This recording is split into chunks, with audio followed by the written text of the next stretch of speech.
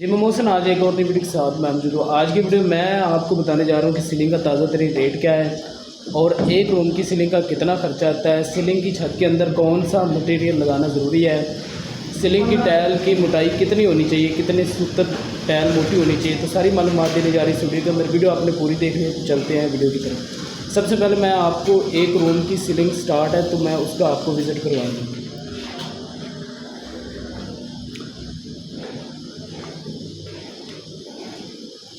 इस रूम की मैं आपको फरमाइश बता दूं, 28/11 का ये रूम है। तो 2 दिन के अंदर ये कंप्लीट होगा। कल इस रूम को शुरू किया है तो शाम तक ये कंप्लीट हो जाएगा इंशाल्लाह। तो इस डिज़ाइन का तरीक़ेकार मैं बता दूं तो आपने कोशिश करनी है, सीलिंग से पहले आपने टोटल घर की चाहे एक रूम की सीलिंग करवानी तो आपने उस हिसाब से पहले आपने वायरिंग का काम कंप्लीट करवाना है।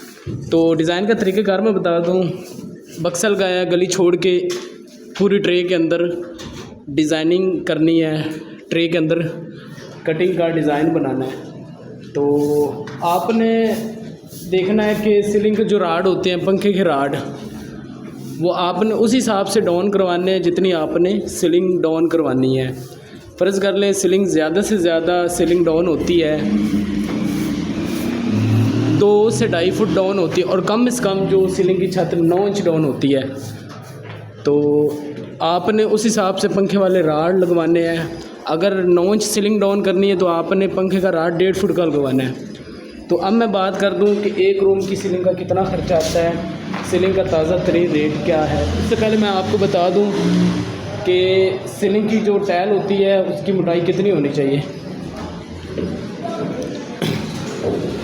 देख लें, ये 2x2 की सीलिंग की टाइल है प्लास्टिक पेरिस की। तो इसकी मोटाई 5 सूत्र होनी चाहिए, 5 सूत्र इसकी मोटाई होनी चाहिए। तो साइज़ का कोई फ़र्क नहीं होता, मोटाई का फ़र्क होता है। 5 सूत्र इसकी मोटाई होनी चाहिए। ये 2x2 की टाइल है। तो सीलिंग के अंदर जो मटेरियल लगाया जाता है, पटसन की सपोर्ट लगाई जाती है और नारियल का छिलका लगाया जाता है जोड़ के ऊपर। तो आपने कोशिश करनी है कि पूरी छत को गरमाले के साथ प्लस्तर करवाना है।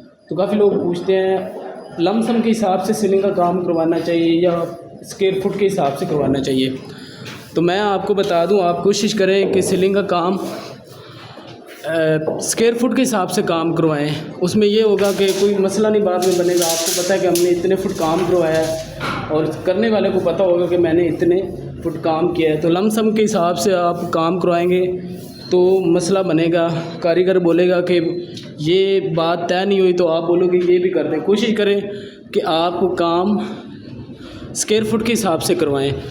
तो इस पूरी छत को कटिंग करने के बाद, डिज़ाइनिंग करने के बाद पूरी छत को प्लस्तर करना है। तो मैं अगले पार्ट के अंदर ये डिज़ाइन आपको दिखाऊंगा कि डिज़ाइन किस तरह बना है। तो अब मैं बता दूं कि सीलिंग का जो ताज़ा तरीन रेट क्या है।